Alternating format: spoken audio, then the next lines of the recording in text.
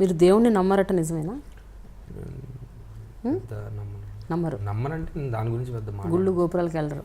గుళ్ళకి వెళ్ళరు. చిన్నప్పుడు తీసుకెళ్ళేవాళ్ళు, బట్ ఇట్ వాజ్ ఆల్వేస్ అంటే ఫోర్స్డ్గానే ఉండేది. నాకంటే బాగా చిన్నప్పుడు దేవుడు చూస్తే దండం పెట్టుకో అనే టైంలో పెట్టుకునేవాడిని. తర్వాత అంతా దేవుడికి గుళ్ళకి తిరగడం కంటే కుదిరితే మనుషులకి హెల్ప్ చేయడం బెటర్ ఏమో అనిపించింది ఒక పాయింట్లో. నాకు ఏది చూసినా చాలామంది అంటే ద వే వాళ్ళు దేవుడి గురించి అంటే దేవుడి పైన వాళ్ళకున్న నమ్మకంతో వాళ్ళు పెట్టినంత ఖర్చు తోటి వాడికి సహాయం చేయడానికి పెడితే దేవుడు బాగానే ఉంటాడు, మనిషి బాగానే ఉంటాడు. కానీ వీళ్ళు ఏం చేస్తున్నారంటే మనుషులకి చేయకుండా దేవుడు చేస్తామని అనుకుంటున్నారు. అది నచ్చలేదు నాకు ఎక్కడ చిన్నప్పుడు, అంటే when I was growing up. దాని తర్వాత నాకు ఆ సిస్టమ్ మీద కొంచెం అంటే మనం ఇక్కడ నుంచి కష్టపడి డబ్బులు లేని వాళ్ళు కూడా డబ్బులు ఒక 1 year కూడబెట్టుకొని ఒక ఊరికి వెళ్ళి అక్కడ దండం పెట్టుకొని వస్తేనే దేవుడిని చూసినట్టు, ఇవన్నీ నాకు అంత లాజికల్గా అనిపించలే. నీకు దేవుడు అంటే మీకు గుండు గోపురాలు తిరగటానికి అగేన్స్ట్ కానీ మీరు దేవుడికి అగేన్స్ట్ కాదు. అంటే you pray to God. Against or for అంటే నేను ఇప్పుడు ఏం చేయాలంటే ప్రే అయితే you don't pray to God. No I don't. Okay, you don't believe.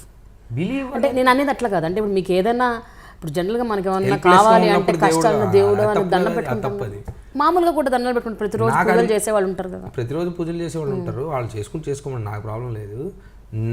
నాకేంటంటే కేవలం ప్రాబ్లంలో ఉన్నప్పుడు దేవుడిని నమ్మి మనకి చెప్తా ఉంటారు, నువ్వు బ్యాడ్ టైంలో ఉన్నావు, నువ్వు దేవుని దండం పెట్టాలి. నేనేం తప్పు చేశాను, దేవుడు దండం పెట్టలేదు కాబట్టి బ్యాడ్ టైంలో ఉన్నాను, లేను కదా, ఇలా వాదిస్తుంటా జనాలతో. నాకు చిరాకు, మనుషులు చిరాకు. అంటే మనుషులు దేవుడి గురించి చెప్తుంటే చిరాకు. అందుకని నేను దాంతో నేను నమ్మను ఇప్పుడు ఏంటైతే అని స్టార్ట్ చేస్తా. సో అది నమ్మకపోవడం అనేది కాదు, దాని గురించి టైం స్పెండ్ చేసి గుడికి వెళ్ళడం కంటే వేరే పనులు చేసుకోవచ్చు కదా. Maybe we can help people and the way people pray to god I don't like maybe.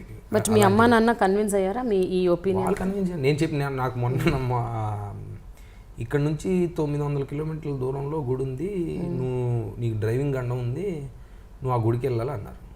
ఫ్లైట్లో వెళ్దాం అంటే లేదు డ్రైవింగ్ చేసుకుంటూ వెళ్దాం అన్నారు మా నాన్న.